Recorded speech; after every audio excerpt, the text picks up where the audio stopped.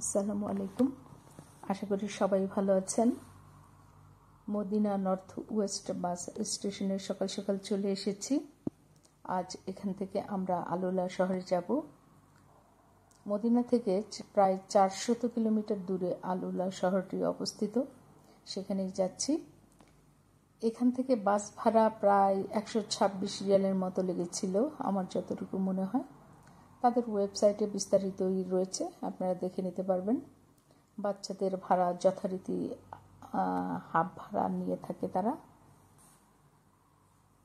শুধু মক্কা বা মদিনা দেখে সৌদি আরবের সম্পর্কে ধারণা পাওয়া যায় না। বিশেষ করে আমার কাছে মনে হতো লোকাল জনগণরা কোথায় বসবাস করেন, তাদের এলাকাটা কেমন, বা তাদের রাস্তাঘাটগুলো কেমন, পরিষ্কার পরিচ্ছন্ন কিনা।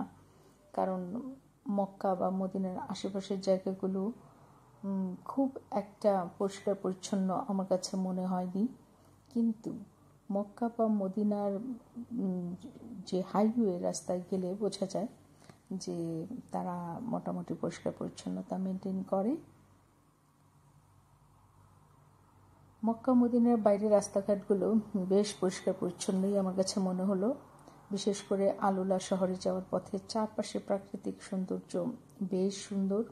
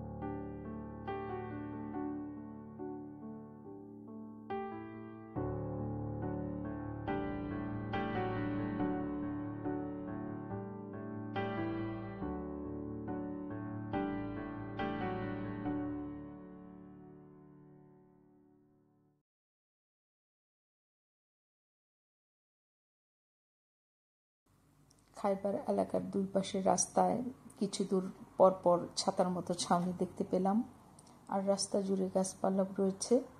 মরুভূমির বুকে বড় বড় পাথরের পাহাড় পাড়ি দিয়ে বাস এগিয়ে চলছিল।